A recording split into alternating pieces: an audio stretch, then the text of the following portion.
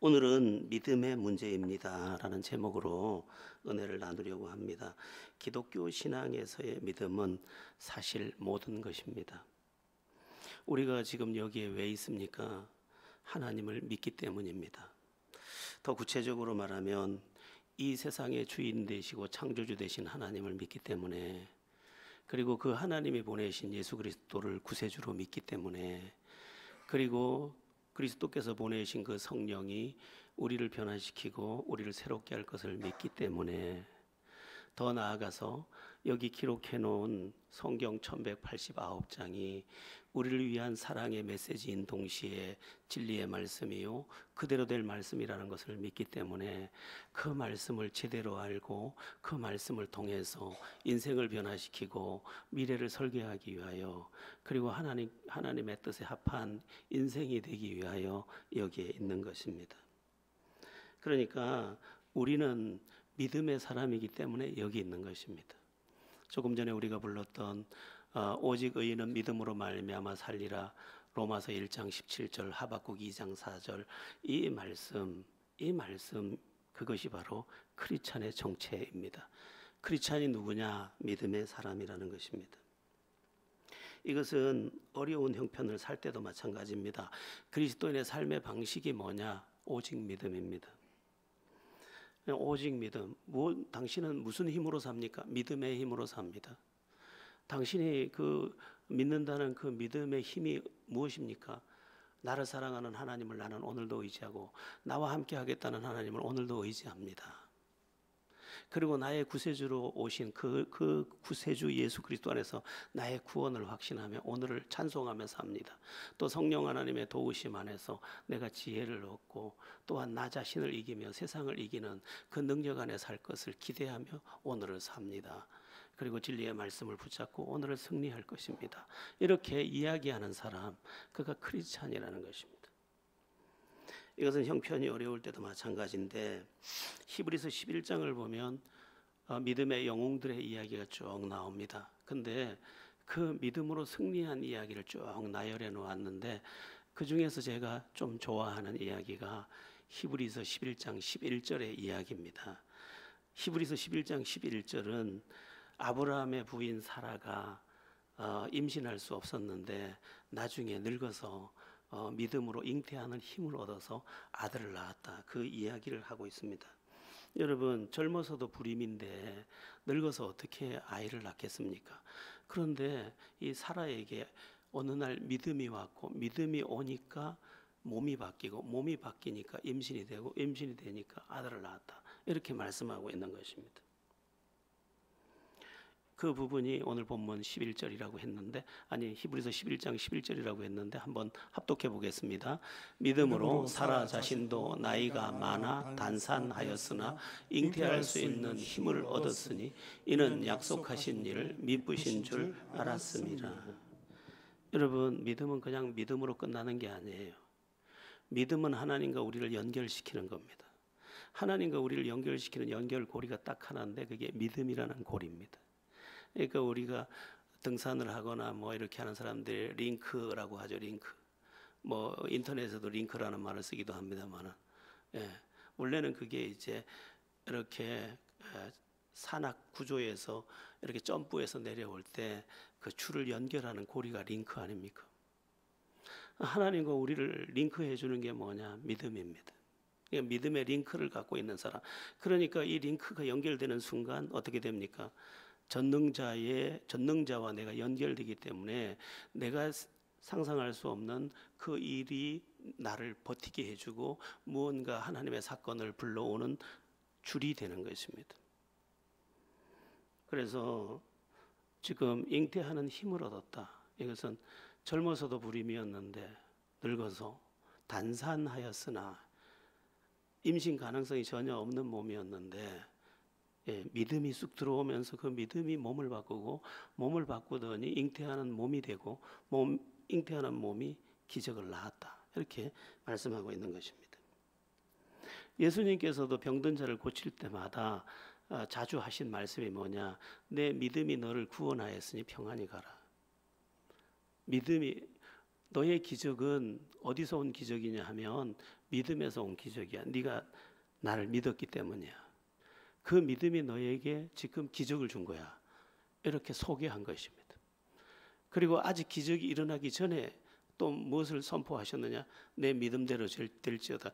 네가 만일 나를 믿는 믿음을 분명히 가졌다면 너는 거기서 일어설 거야. 이렇게 선언해 주셨습니다. 여러분, 믿음은 신심이 아닙니다.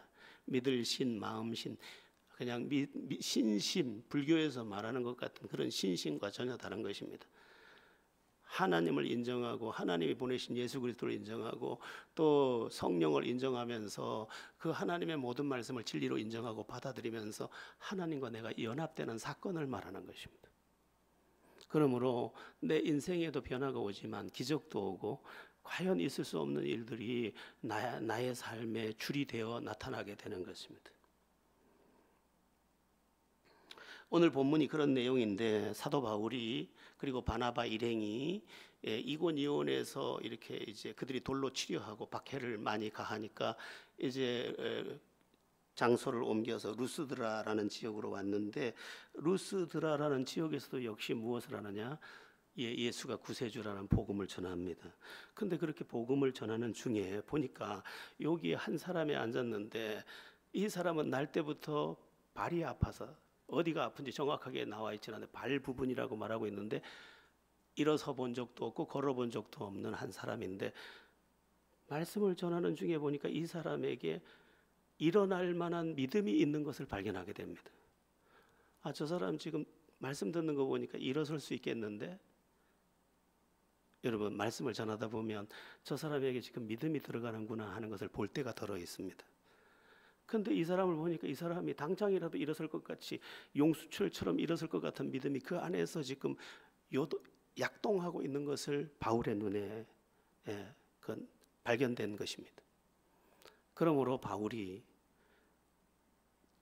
자리에서 일어나라라고 명령을 합니다. 내 발로 일어나라. 큰 소리로 명령을 합니다.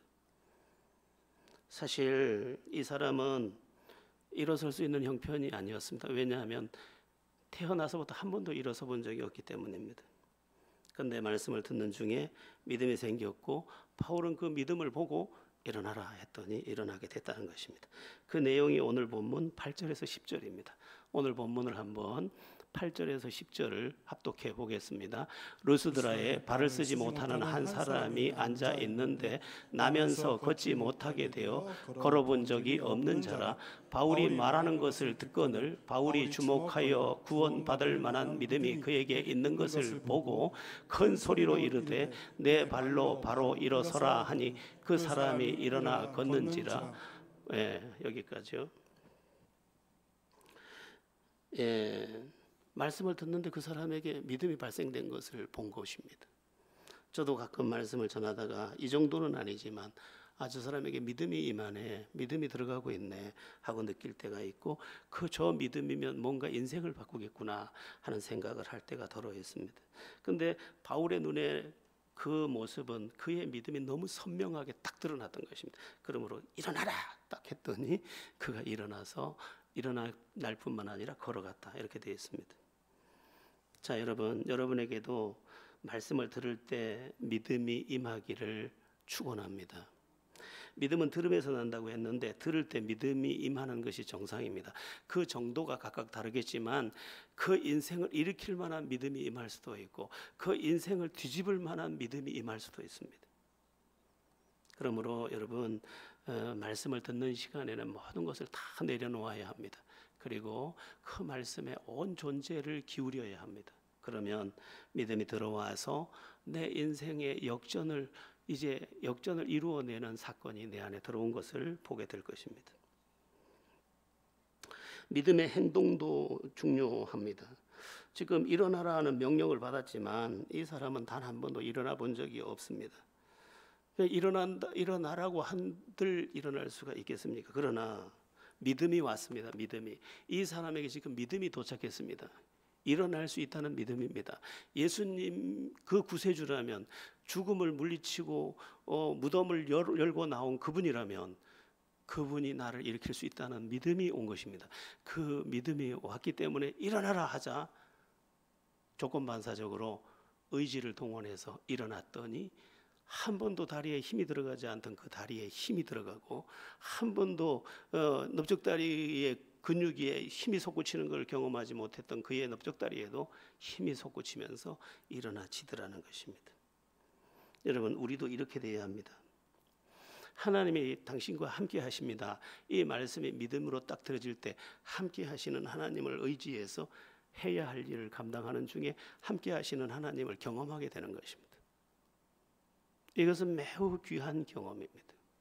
여러분, 우리가 마태복음 28장에 가면 복음 전하는 자와 세상 끝날까지 함께 하겠다고 약속했는데, 복음 전하는 자와 세상 끝날까지 함께 하겠다는 약속의 말씀이 믿어져서 내 안에 들어와서 복음의 현장으로 딱 그 믿음을 가지고 나갔는데 함께하는 증거를 보게 된다면, 그는 잘 믿은 것이고 잘 믿은 것을 자기 삶으로, 사건으로 경험하는 그 사람이 되는 것입니다.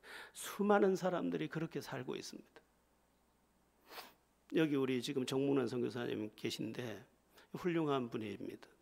가끔 기도 편지를 이렇게 중국에서 온 것을 읽어보면 이분이 하나님의 사람이구나 이런 느낌을 많이 받습니다. 짧은 글이지만 다른 선교사에 비해서 글을 짧게 씁니다.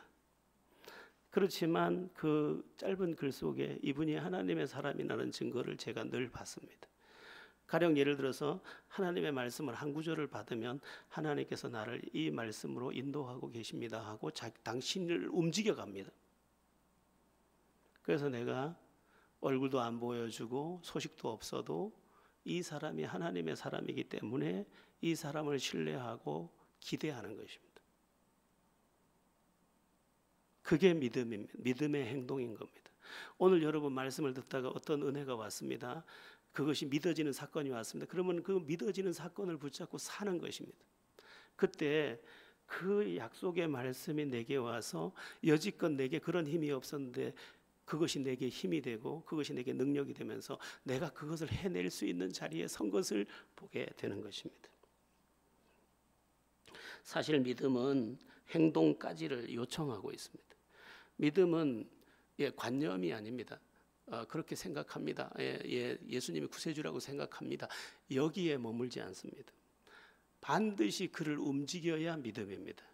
우리가 요즘에 가정 예배를 야고보서를 시작해서 야고보서를 지금 이제 공부하게 됐는데, 야고보서의 그 주제가 뭐냐면 행동하는 믿음입니다. 행함이 없는 믿음은 그 자체가 죽은 것이라 이렇게 계속해서 선포하고 있습니다. 여러분, 믿음은 행동까지입니다. 요한복음 9장에 보면 날 때부터 맹인된 자가 예수님을 만나서 그 눈을 뜨는 장면의 이야기가 나옵니다. 근데 예수님께서 내 눈이 나을지어다 이렇게 해서 눈을 고쳐줘도 되잖아요. 왜냐하면 이 세상을 창조할 때 빛이 있으라 하시며 빛이 있었고 보시기에 좋았더라 그렇게 말씀으로 고치셔도 되지만 그렇게 하지 않고 진흙을 이겨서 눈에 발라주면서 실로암 못에 가서 씻어라 하더니까 그래서 가서 씻었더니 보게 되었더라. 여러분, 이게 쉬운 이야기가 아닙니다. 한 번도 날 때부터 맹인이기 때문에 이 말씀을 의지해서 간다는 것은 쉬운 일이 아닙니다. 그리고 오늘 아침도 그는 실로암 못가에서 지금 아침밥을 대충 죽을 끓여 먹고 온 사람이기 때문에 늘 실로암 못가에 살던 사람입니다. 거지들이 제일 많이 모여있던 동네가 실로암입니다. 그러니까 뭐 가서 씻는다고 바뀌어질 일이 전혀 아니에요. 그러나 자기에게 지금 말씀하신 그분의 말씀이 자기에게 믿음으로 쑥 들어와 버렸어요. 가서 씻으면 보게 되겠는데 믿음이 와버린 거예요. 믿음이 와서 그 믿음을 가지고 가서 씻었더니 보게 되었더래요. 그 말씀이 요한복음 9장 7절에 나옵니다. 우리 한번 요한복음 9장 7절인데 제가 잘못 보냈네요. 그죠? 요한복음 9장 7절 제가 읽어드릴게요. 이르시되 실로암 못에 가서 씻으라 하시니 실로암은 번역하면 보냄을 받았다는 뜻이라. 이에 가서 씻고 밝은 눈으로 왔더라. 이에 가서 씻고 밝은 눈으로 왔더라. 이게 굉장히 중요한 말입니다. 우리는 그 사건만 보지 그 사건의 배후에 무엇이 있었는지를 자꾸 놓칩니다. 여러분, 믿음이 왔어요. 실로암 못에 가서 씻으라 할 때 주님의 음성에는 뭔가 다른 것이 있었어요. 예, 뭐 가서 세수해라 이 말이 아니었어요. 그 말씀을 하실 때 이상하게 내 안에 믿음이 들어오면서 씻으면 보게 되겠는데, 그래서 움직인 겁니다. 움직여서 그 비탈진 곳에 내려갈 때까지도 맹인이었고, 그때까지도 더듬어서 엉덩이로 기어 내려갔을지 모르지만 씻으면서 알게 됐습니다. 오른손을 씻어내자 희미하게 보였고, 왼손을 씻어내자 희미하게 보였고, 완전히 씻어내자 광명한 세상이, 한 번도 못 본 세상이 이렇게 찬란한 거였어. 이렇게 위대한 거였어. 저게 하늘이구나. 저게 땅이구나. 저게 연못이구나. 물결이구나. 저게 햇살이구나. 드디어 그는 새로 태어난 인생으로 이제 그 믿음의 사건을 보는 존재가 된 것입니다. 우리도 이런 말씀의 사람들이 되어야 합니다. 말씀대로 믿고 구하면 응답하신다는 약속을 믿고 믿어져서 기도를 시작했는데 그 기도가 능력도 되고 응답도 되는 것. 또 말씀대로 으뜸이 되고자 하는 자는 모든 사람의 종이 되어야 하리라 해서 그 말씀, 내가 종이 되어야 하는구나 하고 종이 되었더니, 말씀을 의지해서 종이 되었더니 어느 날 내가 으뜸이 되어 있고 한 번도 나를 높이려고 한 적이 없는데,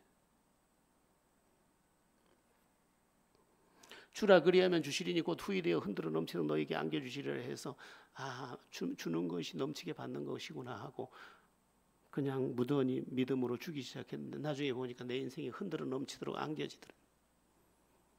이러한 우리가 돼야 되는 것입니다. 그러니까 말씀대로 말씀이 믿어져서 말씀대로 살았는데 말씀의 사건이 실제가 내 인생으로 들어와 버렸다는 거예요. 이게 믿음의 사건인 것입니다. 저도 그런 생각을 합니다. 내가 지금 믿음으로 살고 있는 거 맞아? 여러분 가끔 의심하셔야 합니다. 내가 지금 믿음으로 사는 거야? 습관으로 사는 거야? 예. 제가 어느 날 학교를 가야 되는데 나도 모르게 옛날 다니던 길로 쭉 가버리는 거예요. 이게 습관을 따라 그냥 가는 거예요. 우리의 인생은 더 그럴 거예요. 익숙한 것이 제일 편하거든요. 새 옷 사다 놓고 못 입고 익숙한 옷 자꾸 아침마다 벗겨 입듯이. 우리의 인생에 위대한 후렴 한 구절이 붙어야 합니다. 믿음대로 살았더니 하나님이 거기 계셨네. 믿음대로 살았더니, 믿음으로 그 말씀을 가지고 살았더니 하나님이 거기 계셨대. 이 사건이 우리에게 들어와야 되는 것입니다. 하나님의 은혜 안에서 말씀을 가지고 살아내므로 말씀이 먼저 믿어지고 믿어진 그 말씀이 사라지고 사라질 때에 사건이 내게 오는 것을 보는 그런 우리가 되어야 할 줄로 믿습니다. 자, 평생 걷지 못하던 사람이 걷게 된 이 부분에 대해서도 생각할 게 있습니다. 그게 뭐냐면 그 의미인데, 그 의미는 이 사람이 이제 다시 태어났다라는 것입니다. 이게 중요한 의미입니다. 지금 이 사람이 한 번도 일어서지도 못하고 걷지도 못했는데 지금 말씀을 듣다가 믿음이 오고 믿음이 와서 일어서고 걷게 되었다. 이것은 다시 태어났다 이 말이에요. 옛 시대의 장애인들은 그야말로 저주받은 인생이었습니다. 걷지도 못하는 그가 할 수 있는 건 딱 한 가지밖에 없어요. 거지, 구걸, 이거밖에 없어요. 장가, 엄두도 못 내요. 그러니까 이건 태어나는 순간 저주덩어리예요. 그것만이 아니에요. 지나가던 사람이 침 뱉어요. 조그만 아이들은 뭐도 모르고 돌 던져요. 그러니까 이랬을 수 있어요. 못 걷는 이 인생은 나 같은 건 왜 태어나서 이게 짐승만도 못한, 짐승은 네 다리로 걷기라도 하지, 새는 날개 타면 날기라도 하지, 물고기는 강을 저렇게 자유롭게 넘나들지, 나 같은 인생은 왜 태어나서 이 저주를 받아야 되나, 그렇게 할 법한 인생이었는데 인생은 어쩔 수가 없잖아요. 여러분, 내가 나를 어쩔 수 있다면 이렇게 살겠어요? 내가 나를 어쩔 수가 없잖아요. 그래서 인생이에요. 근데 말씀을 듣다가 믿어졌다니까요. 믿어져 버렸어. 믿어져서 믿어져서 그 믿음으로 행동했더니 자기가 다시 태어나 버렸어. 여러분, 이게 기독교예요. 기독교가 뭐냐? 새 인생의 산실이에요. 아이는 산부인과에서 태어나죠. 새 인생은 교회에서 태어나요. 예수를 만나면요, 새 인생이 태어나요. 그렇게 돼 있어요. 그건 원칙이에요. 하나님이 정한 법칙이에요. 암수가 만나면 거기에서 예쁜 아이가 태어나듯이 주님과 우리가 만나면 거기서 새 인생이 태어나게 만들어 놓으셨어요. 그건 하나님이 만드신 법칙이에요. 그래서 믿음이 와서 그 믿음이 나를 움직이면 그는 다시 태어난 새 인생이에요. 제가 가끔 하는 말 있죠. 보라, 새 것이 되었도다. 저는 얼마나 이 부분을 여러분이 그렇게 되기를 사모하는지 몰라요. 여러분이 다 그렇게 돼야 돼요. 예수 믿어도 똑같으면 안 되잖아요. 다른 종교에서는 이 다시 태어남, 거듭남을 말할 수 없어요. 왜냐하면 거기는 공부니까. 불교도 공부예요. 인생을 보니까 생로병사 너무도 고통스럽잖아요. 그러니까 이 번뇌의 백천만급 난조 원해열의 진실의 이 개법장 진언, 여기서 어떻게 빠져나올까? 그게 불교의 추구예요. 하루에도 108가지나 번뇌하는 이 인간 존재, 여기서 어떻게 벗어날, 그건 공부예요, 공부. 근데 예수는 아니에요. 새 인생으로 태어나는 거예요. 그러니까 다시 태어났다는 것은 이전에 저주 같은 인생이 죽고 축복받은 새 인생이 여기 다시 태어났다, 이 말이에요.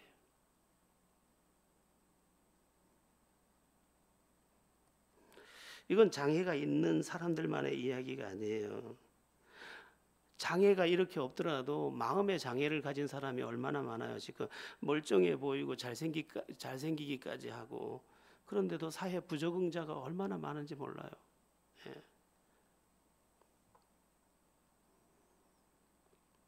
교회 다니는 사람 중에도 아직 주님을 잘 모르는 사람은 다르지 않아요. 똑같아요. 그는 아직까지 구도자일 뿐이기 때문에, 아직도 주님을 아직 발견하지 못하고 주님을 발견하려고 하는 사람일 수 있기 때문에 그래요. 우리 예수제자운동 대표 윤태호 목사님이 요즘에 저한테 영상을 자꾸 보내주셔요. 당신 이제 DTI라고 거기서 강의한 것 중에서 이제 강의했는데 저거 진 목사한테 한번 보내주면 좋겠다 해서 보낸대요. 그래서 제가 받을 때마다 답장을 하니까 답장 받는 재미가 좋으셨는지 열심히 매번 보내주셔요. 그래서 이제 제가 제자도 강의를 좋아하니까 이제 목사님 제자도 강의 있으면 보내주세요. 제자도 강의를 보내셨더라고요. 그 제자도 강의를 이제 듣는 중에 1시간짜리예요. 1시간짜리인데 듣는 중에 무슨 이야기를 하나 하셔요. 몇 년 전에 서울 지부에서 사경회를 개최했대요. 사경회를 개최하고 둘째 날인데 나름 기뻤대요. 오늘 은혜가 많이 임했지. 하나님께서 오늘 젊은이들을 많이 만져주셨어. 이렇게 생각하고 숙소에서, 이분은 이제 좀 올빼미족에 해당하니까 12시쯤 돼서 이제 책을 펴서 이제 뭐 좀 내일 강의할 거 좀 보고 이러고 있는데 문자가 덜컹 왔더래요. 그 문자 내용을 보다 깜짝 놀랐대요. 목사님, 저 죽고 싶어요. 이렇게. 오늘 집회에 참석했던 예쁜 청년, 여자 청년이, 여자 대학생이 명문대생인데 문자를 보내더라고요. 너무 놀래가지고 막 대표관한테 전화해가지고, 야, 얘가 죽는단다. 이거 큰일 났다. 이거 어떻게 된 거냐. 그 자매 매일 그래요. 특히 집회할 때면 꼭 문자 보내서 죽고 싶다고 해요. 그래서 나중에 알고 보니까 명문대생에다가 교회 반주자들을 하는 거예요. 그 너무 놀랐대. 그날도 와서 3일째 되던 날 반주를 이렇게 하고 있어서 가서 안수를 세게 해줬다 그래요. 제가 드리고 싶은 얘기는 다른 거 아니에요. 교회 안에 들어와 있으면서도 아직 주님을 통해서 새 인생으로 태어나지 않은 사람이 적지 않단 말이에요. 저기서 봉사를 해도 말이에요. 그러면 안 된다는 거예요. 제가 제일 안타까워하는 게 그 부분이에요. 예수님이 믿어져서, 실제로 믿어져서, 그리고 그 말씀이 믿어져서 나를 움직일 때까지 나는 그 저주 같은 삶의 옷을 못 벗어요.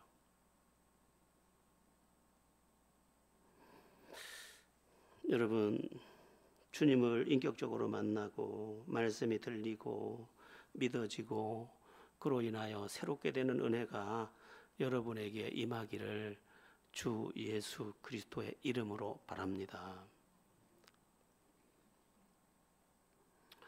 자, 그러면 오늘 본문에 나오는 기적이 가져다 준 그 주변 사람의 행동은 어떠했는가? 한 번도 걷지 못하던 사람, 자기들 다 알잖아요. 동네에서 저 사람은 거지고 저 사람은 날 때부터도 참 가련한 사람이고 다 알잖아요. 근데 그 사람이 거기에 말씀을 듣다가 일어나서 걷고, 그걸 보고 그 광경을 지켜본 사람들이 어떤 행동을 했느냐? 참 엉뚱한 짓을 합니다. 예수가 구세주라는 게 사실이구나 하고 자기들도 믿고, 자기들도 그 은혜 안에 들어가기 위해서 그 말씀에 더 귀를 기울이고, 여러분 함께 기도합시다, 함께 기도하고 이러면 얼마나 좋았을까. 근데 그렇게 하질 않고 아주 엉뚱한 짓을 합니다. 어떻게 하냐면, 신들이 사람의 형상으로 내려왔도다 그러면서 바울에게는 신들의 사람이라고, 신이라고 말하고, 여기 지금 바나바에게는 제우스라고 말하면서 이들을 앞에 세워놓고 제사를 지내겠다고 제우스 신당에 가서 소를 끌고 오고 제물을 가지고 와서 이들 앞에 제사를 지내려고 합니다. 11절에서 13절까지 내용이에요. 우리 11절에서 13절까지 한번 오늘 본문의 내용인데 합독해 보겠습니다. 무리가 바울이 한 일을 보고 루가오니아 방언으로 소리질러 이르되 신들이 사람의 형상으로 우리 가운데 내려오셨다 하여 바나바는 제우스라 하고 바울은 그 중에 말하는 자이므로 헤르메스라 하였더라. 시외 제우스 신당의 제사장이 소와 화환들을 가지고 대문 앞에 와서 무리와 함께 제사하고자 하니, 인간의 어리석음을 보여주는 장면이에요. 지금 여기 예수 복음 듣다가 지금 믿어져서 일어났잖아요. 그러면 그 사람들도 예수 복음을 받아야 되잖아요. 근데 기적이 일어난 거 보고 신이 왔네, 신들이 내려왔네. 그리고 제우스 신당에 가가지고 제사장이 소와 화환 가지고 와서 대문 앞에서 제사 지내겠다는 거예요. 인간의 끝없는 어리석음을 보여주는 장면인데, 자신들의 종교관에 갇혀서, 자신들의 생각에 갇혀서 헤어나지 못하고 있는 그런 모습입니다. 아무 것이나 보고 신비하다 여겨지면 그게 신이다, 이렇게 여기는 모습이기도 한데, 여러분, 이것은 두 가지 중요한 게 있습니다. 하나는 인간의 비극이고요, 다른 한 가지는 하나님이 인간에게 베푸신 은혜입니다. 뭔 얘기냐면, 인간은 신을 추구하는 존재로 만들어놨습니다. 하나님께서 왜 그렇게 만들어놨느냐? 하나님을 찾도록 그렇게 만들어놨습니다. 그런데 인간이 타락함으로 인해서 오리가 깨어나서 처음 보이는 게 자기 어민 줄 쫓아가는 것처럼, 이게 진정한 하나님을 분별하지 못하고 아무나 따라가는 상태가 돼버린 문제가 생긴 것입니다. 하나님께서 은혜 주신 건 뭐예요? 인간의 마음에 하나님을 찾는 본성을 넣어준 거예요. 그래서 전 세계에 종교가 없는 곳은 없어요. 다 신을 향한 추구가 있습니다. 이것을 철학적 용어로는 생득적이라고 합니다. 생득적. 여러분이 철학책을 공부하다 보면 생득적이라는 말을 많이 발견하게 됩니다. 뭐 형이상학적, 형이하학적, 생득적 뭐 이런 단어가 나오면 그것 다 철학책이에요. 그 생득적이라는 건 뭐냐면 날생자, 득할 득자. 태어날 때 가지고 태어났다 이 말이에요. 그러면 가지고 태어날 때 가지고 태어난 게 뭐냐? 신을 추구하는 마음이에요. 그러니까 이 사람들은 신을 추구해서 지금 신도 아닌 것을 신이라고 믿고 제우스 신당에 엎드려 있다가 여기 지금 기적을 일으키는 사람이 나타나니까 이게 신이라고 지금 거기다 제사를 하려고 하는 거예요. 그런데 여러분, 담쟁이 넝쿨은 본성상 담이 있으면 무조건 타고 오르는 본성을 그 유전자 안에 넣어놔서 담을 타고 오르게 만들어 놨는데, 만약 어떤 담쟁이가 고압선인 줄 알지 모르고 그 고압선을 타고 올라간다면 어느 지점에선가 그 엄청난 그 전류에 의해서 아주 완전 뿌리까지 말라 죽게 될 것입니다. 거짓 종교의 위험함이에요. 그리고 세상의 종교관들, 이 종교관과 기독교는 완전히 다르다는 것을 인식해야 합니다. 뭐 불교도 좋은 거 가르치잖아요. 뭐 이렇게 말하고 이러면 안 돼요. 여러분 좋은 거 안 가르치면 거 가겠어요? 안 가죠. 다 선은 가르쳐요. 그러나 거기에 구원의 도리나 이것은 다 엉망이에요. 그것은 인간의 생각이에요. 여러분 뭐 윤회 이건 불가능한 일이에요. 여러분 사람이 사람으로 태어나는 게 기적이래요. 불교에서. 그러면요 사람이 죄를 지으면 뭐 짐승으로 태어날 수 있대요. 자 그럼 생각해 봅시다. 짐승이 어떤 선한 일을 해서 사람이 될 수 있나요? 늑대는요 어차피 누군가를 물어 죽여야지 새끼를 먹여 살려요. 그럼 언제 사람 되죠? 윤회는 없어요. 있으면 안 돼요.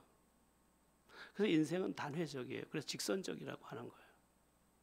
근데 사람들이 그거 풍경 소리가 들리고 향냄 이렇게 흐르고 스님들은 또 이렇게 좋은 음식 먹고 참선하고 이러다 보니 피부도 좋고 잘생기고 하니까 우리 스님 너무 예쁜 성불하세요. 성불하세요. 부처되세요 이 말이에요. 그걸 다 속는 거예요.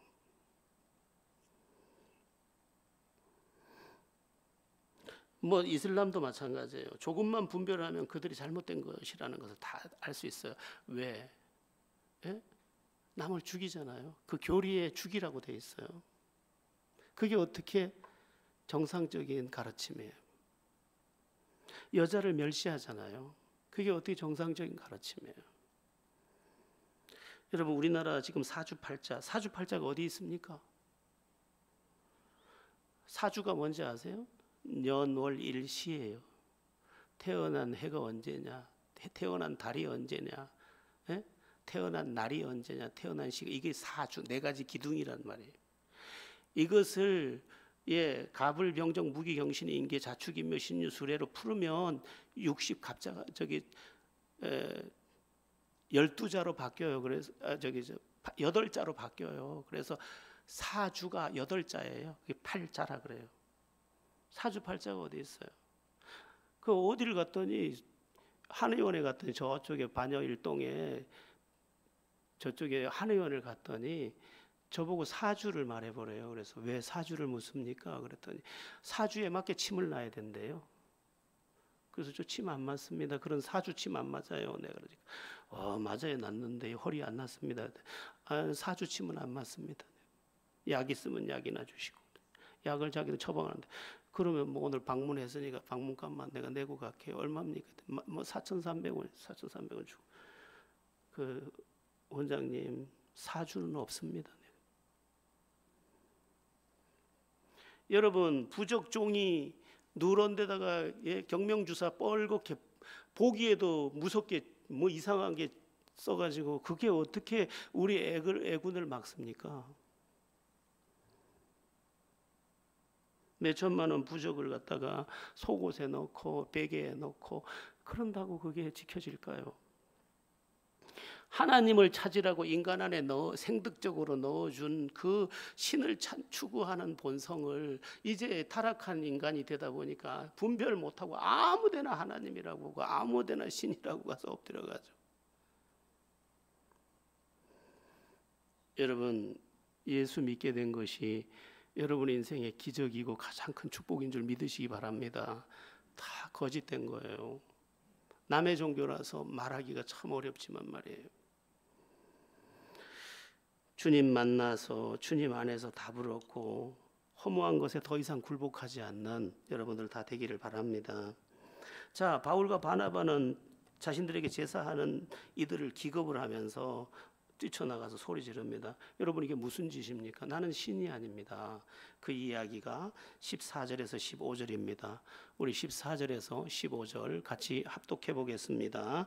두 사도 바나바와 바울이 듣고 옷을 찢고 무리 가운데 뛰어 들어가서 소리질러 이르되 여러분이여 어찌하여 이러한 일을 하느냐 우리도 여러분과 같은 성정을 가진 사람이라 여러분에게 복음을 전하는 것은 이런 헛된 일을 버리고 천지와 바다와 그 가운데 만물을 지으시고 살아계신 하나님께로 돌아오게 함이라. 예, 여러분 헛된 것 버려야 됩니다. 그리고 천지와 바다와 만물을 지으신 창조주 하나님께 돌아와야 합니다. 나를 만드신 분에게 돌아와야 그분이 나를 고치고 그분이 나를 새롭게 하실 것입니다. 우리가 부른 찬양 중에서 주는 나를 만드신 분, 나를 지으신 분 있잖아요. 그분께 와야 그분이 세밀하고 완전하게 우리를 새롭게 할 것입니다. 우리가 들어가는 새 하늘과 새 땅은 어느 곳입니까? 새 에덴입니다. 새 에덴. 완전한 곳으로 이제 가는 거예요. 하나님을 놓치지 마시고 하나님을 꼭 붙잡고 헛된 것에서 손을 놓고 주를 붙잡고 주님이 인간을 만들 때 입도 만들고 위장도 만들고 지혜도 주시고 다 주셨는데 그건 뭐냐 하면 어떻게 살아야 하는 존재, 입을 만들 때는 먹어야 되는 존재로 만들었기 때문에 먹을 양식도 준비해 놓으셨고 다 해 놓으셨습니다. 너무 염려하지 마시고 믿음 안에서 담대하게 매일을 살아내는 여러분들 되기를 바랍니다. 오늘 마지막 말씀 16절에서 18절 합독해 보겠습니다. 시작.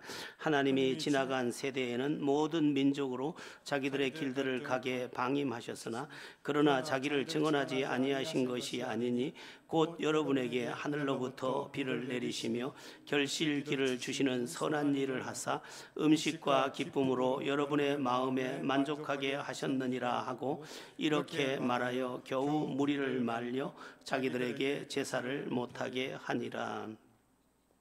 하늘로부터 비를 내리고 결실을 주시고 음식을 누리고 기쁨으로 만족해 하는 분이 누구냐? 하나님이라는 거예요. 하나님. 여러분, 하나님을 믿는 게 우리 먹고 사는 것과 관계가 없는 것 같죠? 이게 직접적인 관계가 있습니다. 신비합니다. 하나님을 배척하는 그 땅에는 땅도 힘을 잃어서 열매를 잘 주지 못해요. 북한 땅이 그래요 지금. 하나님을 경외하는 땅에는 하나님이 땅도 기름지게 해주셔요. 다시 말하면 믿음이 오면 기적도 오고 새 인생도 오고 풍성함도 오고 아름답고 눈부시고 베풀만 하고 또한 내 자신에 대해서도 감사할 제목이 있는 인생을 살게 된다 이 말입니다. 믿음이 오면 기적이 오고 새 인생도 옵니다. 문제는 뭐죠? 믿음이 문제입니다. 그래서 오늘 제목이 믿음의 문제입니다 라고 했는데 오늘 우리의 믿음을 재점검하고 믿음의 사람으로 정령 믿는다고 믿지 마시고 한번 의심해 보세요. 내가 진짜 주님을 믿는 게 맞나? 한 번쯤 의심하시고 진정한 믿음 안에 거하셔서 진정한 믿음 안에서 거듭난 인생, 다시 태어난 인생, 저주가 떠난 인생, 찬양할 만한 이유가 있는 인생, 그리고 감격할 만한 노래가 있는 인생 꼭 정복하게 되기를 예수 그리스도의 이름으로 축원합니다.